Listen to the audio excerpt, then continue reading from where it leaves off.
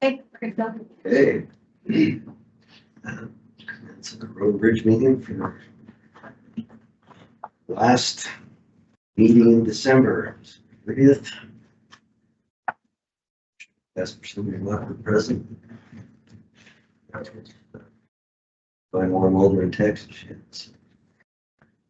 With that, what do you have, Lance? David has a plat this night. Oh, good. Is there anything else? Waterfront subdivision, Division 2. The 3-lot subdivision located south of 65th, south and west of Highway, Yellowstone Highway.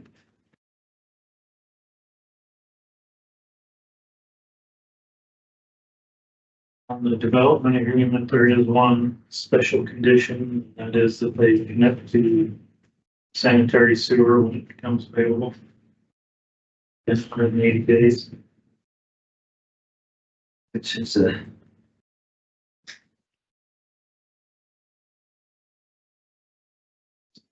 Gravel mining operation there now. Yeah.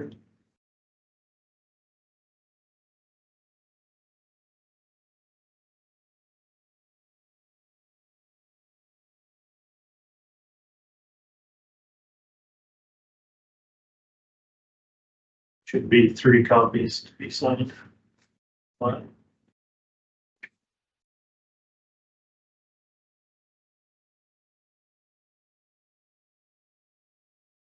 South of 65th.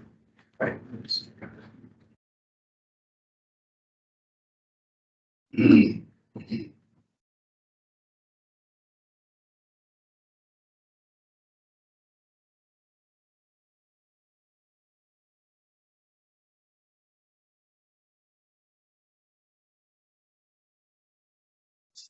separate action items for each one.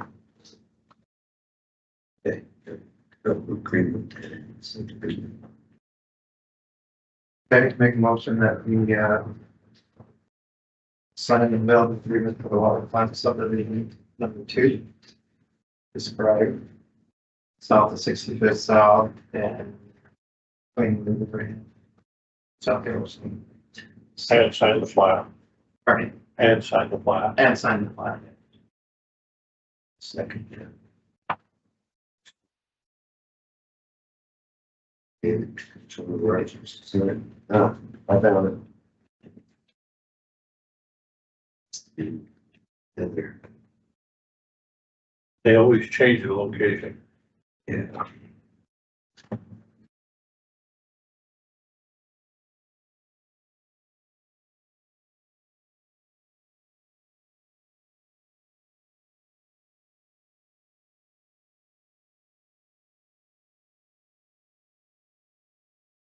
Three.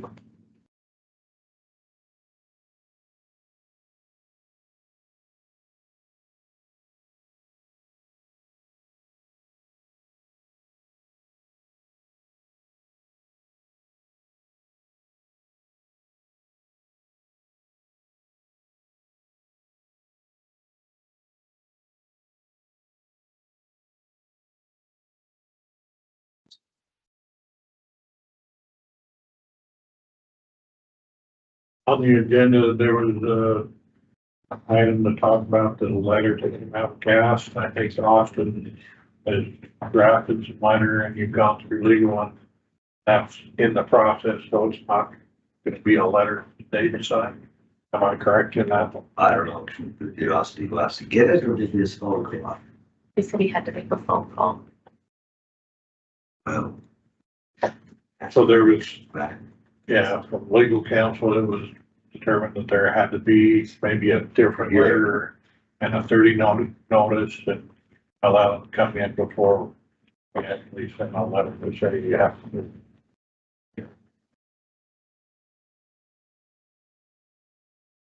Right. Okay. Let him go to you and that.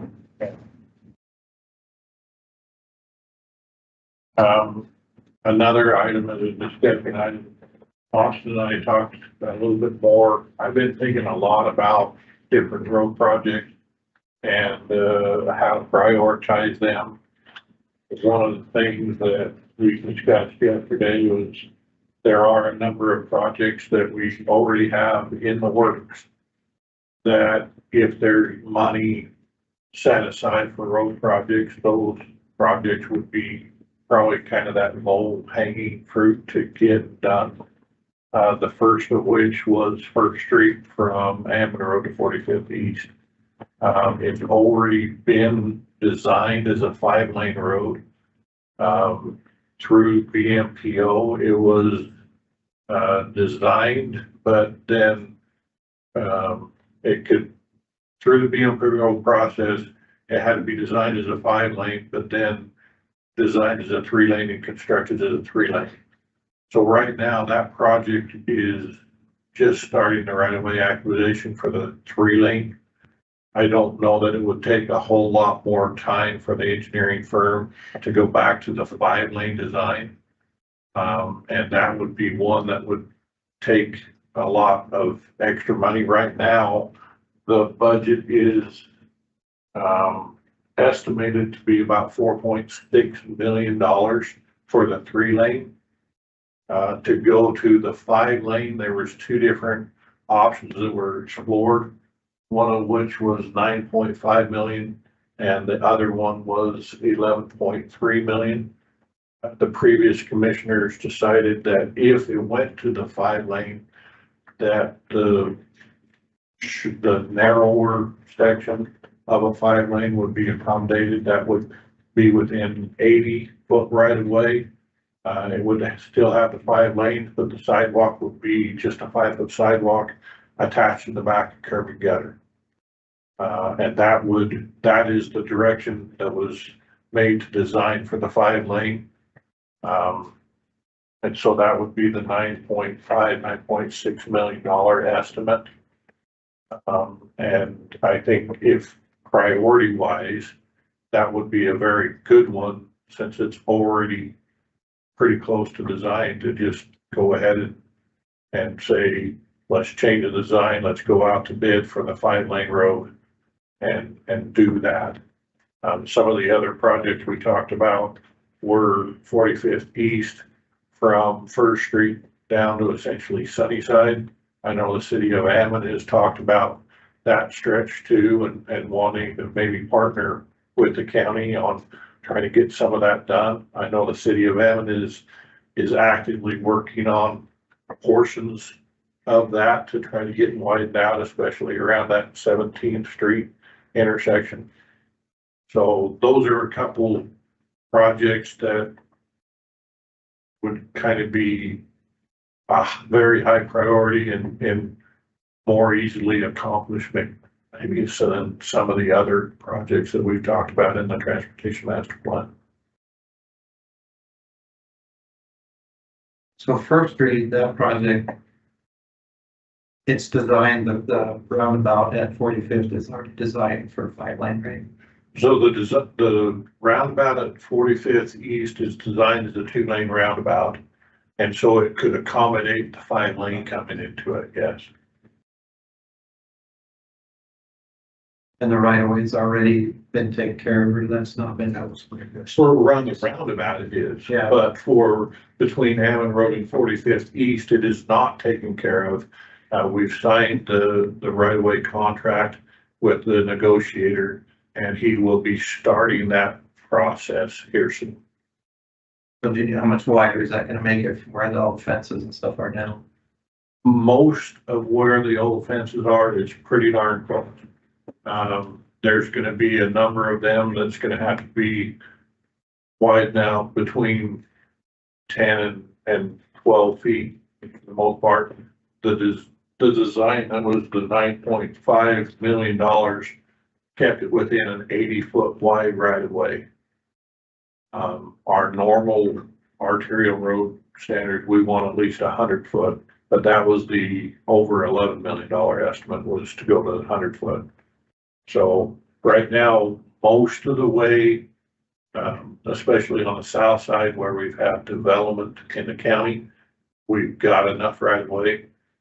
There are quite a few homes along there though that choice was made to go to the 80-foot right of way, and that is still going to be required to get a number of parcels. I think 24, 25 parcels to get to the 80-foot right away. And the only difference then between the 90-foot and the 100-foot is gonna be sidewalks. basically. The 80-foot and the 100-foot is a landscape strip and what the location of that sidewalk. And a little bit of a buffer. The landscape strip will be, that. Yeah, so I have But expensive. some cross sections that kind of explain the difference here. I was gonna try to have it on the screen, but my computer has decided to restart. It is still restarting. So, it's great that we are.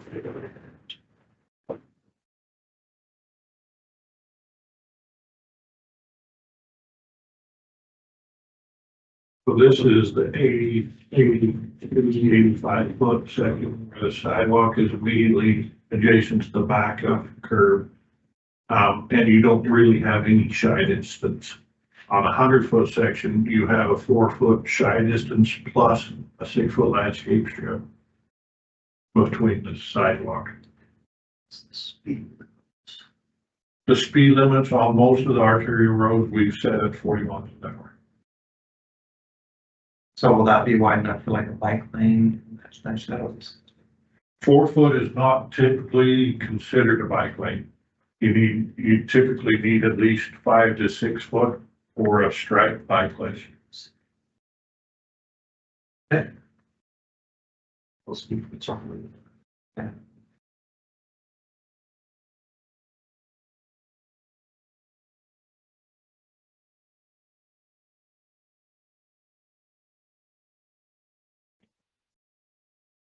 But that's kind of the difference between the two of them, is the shy distance and the landscape.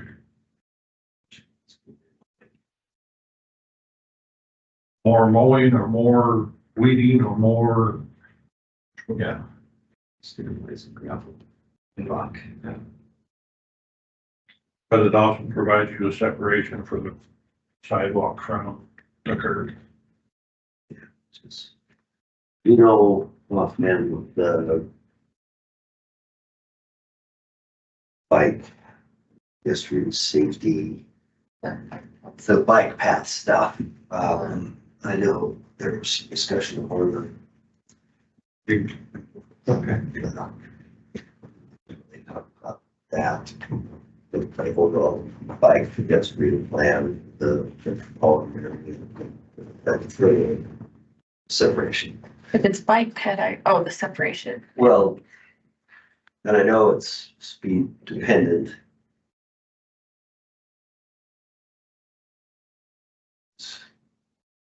And we talked about that on the other portions of Crowley Road where it's easier to manage. But the other thing, that 4-foot space allows us for snow. It does allow, Sidewalks against pavement, we plow a 5-lane road. In snow years, we pretty much do away with our sidewalk. So we go plow the sidewalks after we plow the.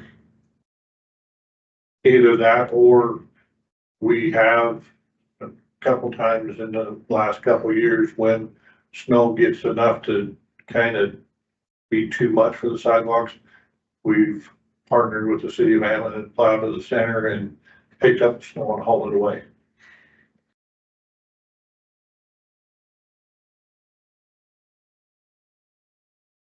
Somebody asking us for. Pricing. Well, I want to have the commissioners really consider that if there is money set aside for road projects, these easier ones are higher priority for me. Okay.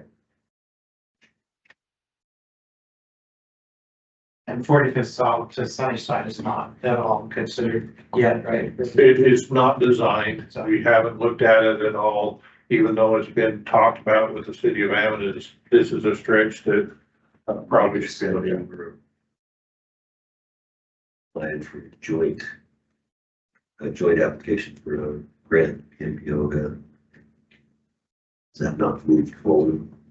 I haven't seen a joint application for a project. I've supported written letters of support for a few pathways projects out in that area, but I haven't done anything for a road widening or capacity project. Like unbiased opinion on it, was Francis Rice, who's on our planning and zoning commission. About the need to sort out traffic on that road. And I think the need probably goes. I down agree. the sunny side as well. These that are close, we should get the engineering done and put some of these funds to work.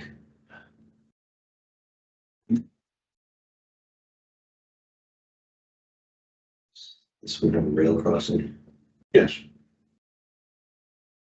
a 5-lane there. We haven't had much luck with 5 lanes and railroad crossings. we haven't because of the choice of how much the railroad was gonna cost. Yeah. They've got it estimated in these, that those railroad crossings are gonna be close to $500,000.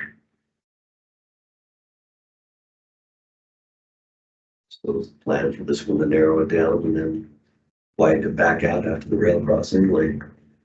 So Yeah. the plan for the current 3 lanes is to have it wide enough for the 3 lanes all the way through. But to take it to the 5 lane would be a different version of what the plans are now.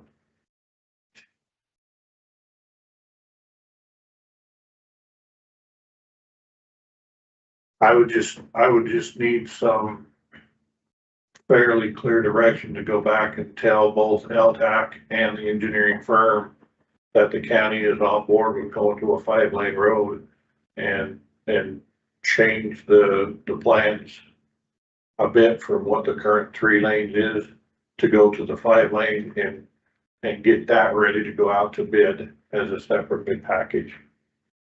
We're 5-lane coming from 25th to M, correct? So it's mostly a 5 lane through portions of it. That is the other project that we're partnering with the city of Ammon on. That is stuck in environmental right now. But that will be 5 lanes up to Ammon Road. Then we have the signal project that we're just starting the design of that would accommodate a 5-lane road to lead into a 3-lane road or a 5-lane road on this lot. Because you're getting all that Years from now, road, that's what we're gonna have. you're gonna have all that Go road back back and change it is gonna make it east of the high school. 3 times as expensive. We just do it now.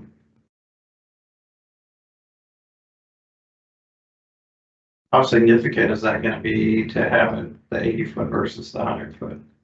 What's, I mean, besides the cost? The cost is a large portion of it, but you'd have to change the right-of-way descriptions to get more right-of-way along a lot of the parcels. Is it 100-foot from Pitt Road to M Road now, a 5-lane? They're going for the 100-foot. That's what we've captured in the county portion. That's what the city of Allen got in their portion of it, was 100-foot width. So it'll have that same design. Pretty close. I mean, it's not exact, but it's pretty close. It's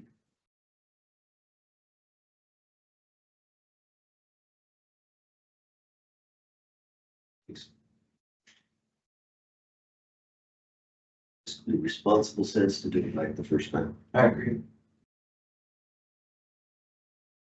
Side between 100-foot and 80-foot. What's that do to properties? Are there any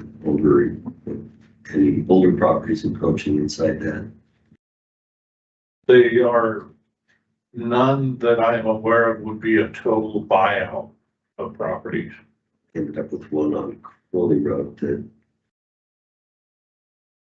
window and wall are what, 6 feet from our sidewalk, About 6 feet, yeah. which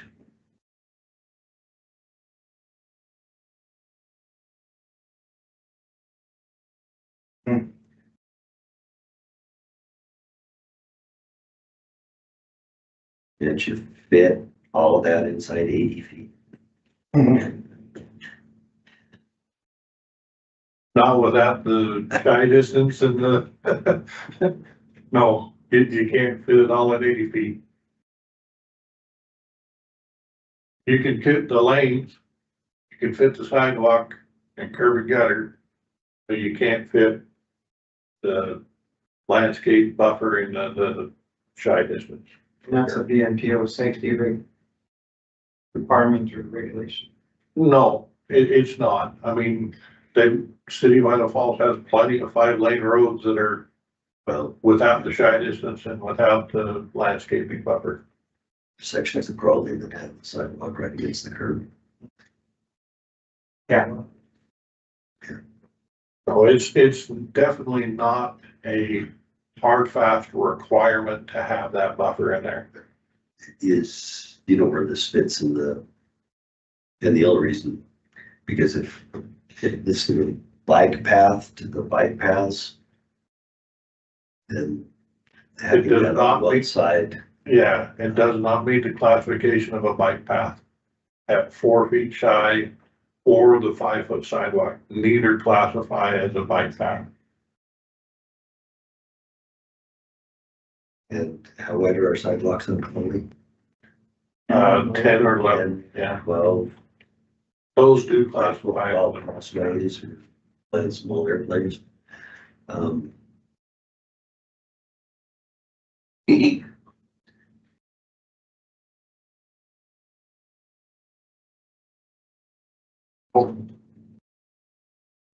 Anyway, when we have a question for you, come back and ask a question. That's a non-issue. Yeah, we're waiting. Glad you figured it out.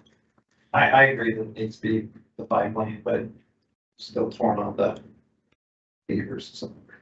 Well,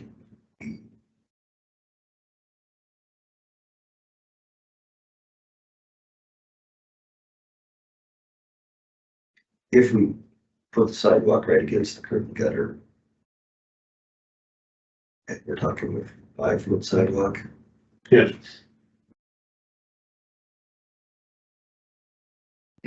how? So what's the landscape? landscape buffer is usually 6 foot.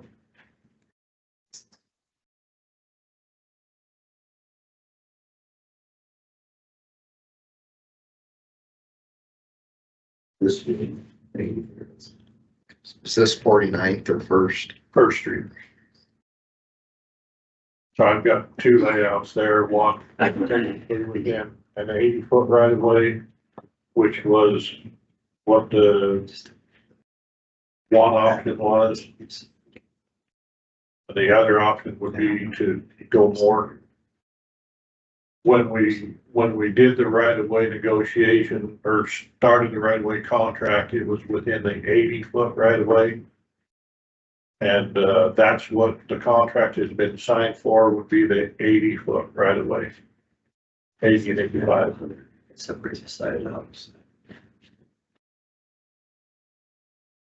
And it's a $2 million difference, roughly. 3 million. A little bit over that, yeah. Well, if we go to 100 feet, we have to get this shit right away, don't we? Yes, we do. And that's where some of the cost lies, is in the additional right of way.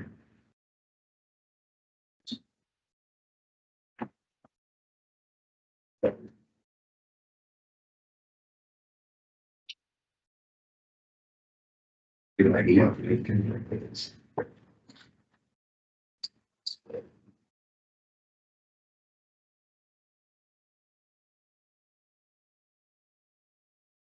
That's 80 foot. The difference was estimated 288,000 right of way versus 534,000 right of way for those 2 options. And that's what have to get negotiated for.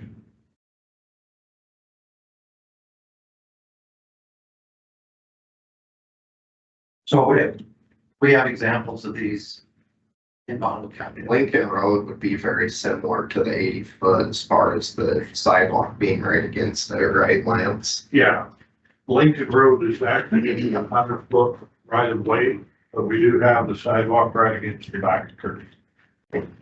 So if you think about between Costco, 25th and M and there, what Lincoln is, that's what the 80 foot would be like with the sidewalk right up against the road.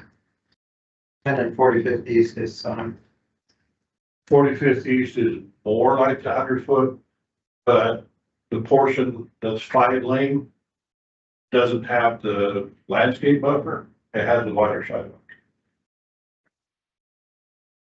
But that is the 100 foot right of way. and it's got the landscape buffer against the fence between them. It's got a small amount of distance between the back of the sidewalk and the fence.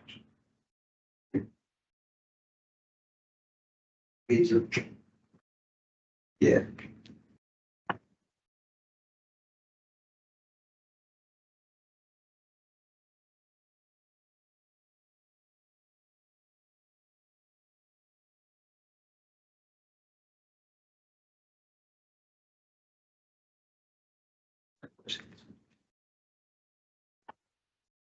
Current fence lines. Neighborhoods are both on the 80 foot. Right. Some of the ones on First Street are, some of the newer subdivisions are right at 100 foot. Right, but Cloverdale and Those are probably the 80 foot, yeah. same old states are Yeah. 80 foot, less than conservative for 100 feet is You're gonna affect us a lot more. places are to. Well, and I think we might have to buy some of those trailers. I'm not so sure that either that or it's gonna be right about this far away from. Back someone right next to the fence. Mhm. Pretty close. Yeah.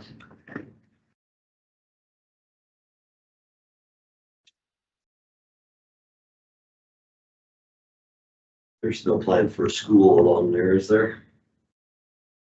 Not on First Street. In that mile? No, really, the only vacant property that's left is the property that we own. Gravel pit. Yep. A old gravel pit that we don't mind, that we've actively tried to fill in. Doesn't somebody make a park out of that? We've had people reach out and inquire about it, but If we ask them again, they probably get right after it.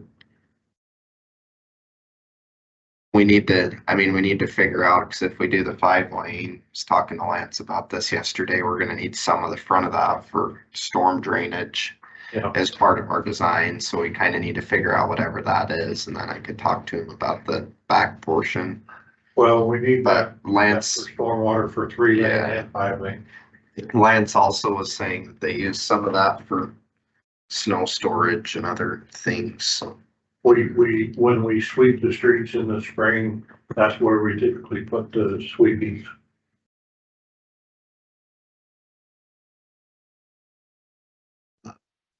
Yeah, I think that the people that reached out still have interest. They were just trying to kind of wait to see what we were doing with everything too. And they were looking at the back half. Yeah. Well, I feel better about the 80 feet than I do the 100 feet. And maybe we should plan all of our right of ways for 150 feet in the future, because we seem to be wanting more and more space. Transportation. In this case, that's what we built it for, what we planned it for, I mean, the space.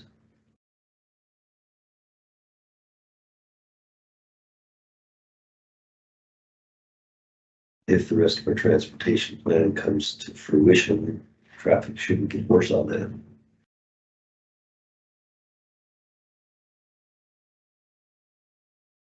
I just was telling Lance yesterday, rather than just do the 3 lanes, I think while we're doing it, it's smart just to do the 5 lanes and get it done. For that part. Yeah, because we never, This is to just do the 5 lanes. all the way yeah, out. because we never go back and, I mean, once you get to 3 lanes, it's hard to go back and ever spend the extra money to do the last two Yeah, so you can lanes. redo it. It's just,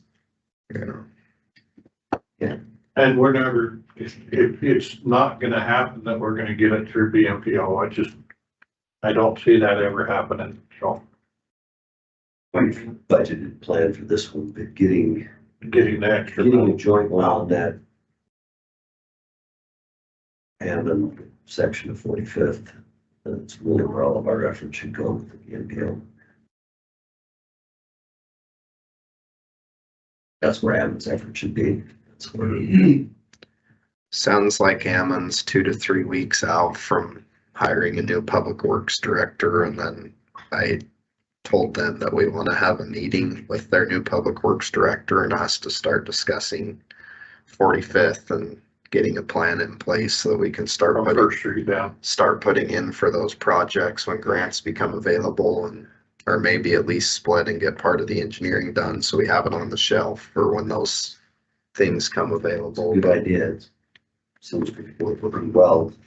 And you can say, oh, we've got the engineering done, this is done. Like that. Okay, I'll work that direction then. okay. I'd like to see what Michelle has for input, but I'm with you. I think the 5 lane with 8 means the best. Okay, work that direction. Michelle tomorrow. And let you know if there's a change. Good. Okay. Anything else? Or what's next? Is that how I use that? What's next? I didn't have anything specific unless there was questions from you. You get the Blacktail Road sorted out. So I sent up a person from our sign crew yesterday. He did report that he had stood that sign up yesterday morning, but I sent him out again yesterday evening. He did take a picture of the sign up. They're at 115th. So they moved it from 115th up to the pace. Oh, it's at 115.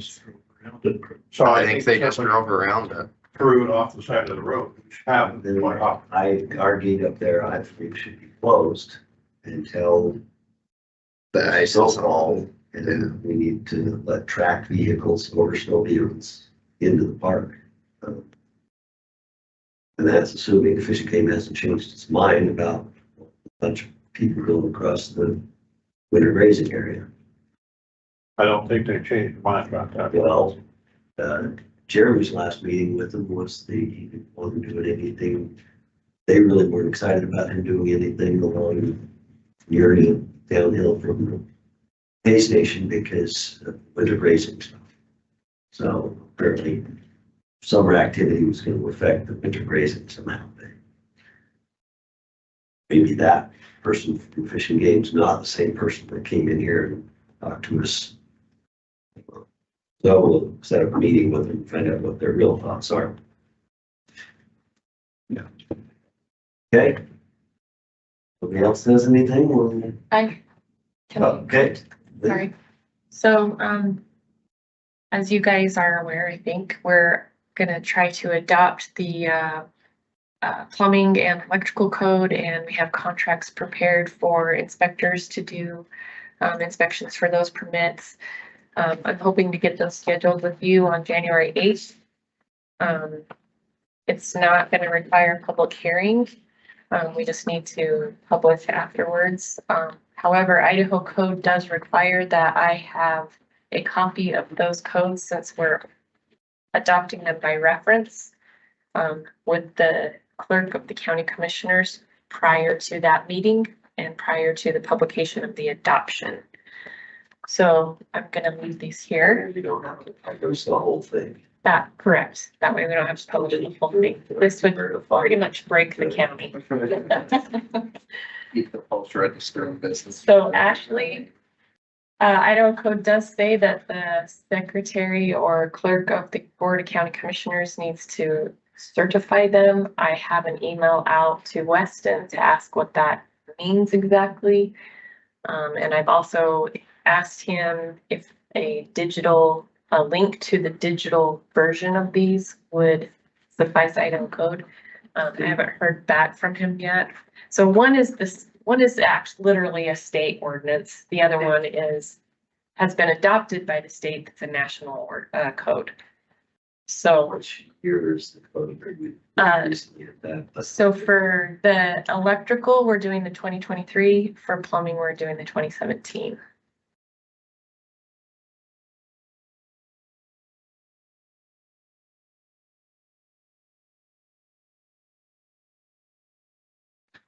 Probably hasn't been much changed. So anyway, I'm gonna leave these with Ashley. Once I hear back from Weston to know what certified means, I will let you know, and then I will get those ordinances over to you once I hear. I heard from Weston, he said the ordinances look fine. So, and then we'll just get them scheduled with the commissioners on the 8th during that block of time for P and Z. Something? Any questions? Thank you. And I don't know where you want to do Just some that. clarification, these inspections were all state-driven inspections prior to this. So prior to legislation changing, with this at state level, counties were not allowed to have their own plumbing or electrical permitting and inspection programs. You're only allowed to do HVAC if you had a certified HVAC inspector. That's all changed. The state can no longer support the staff to do that permitting and inspection program.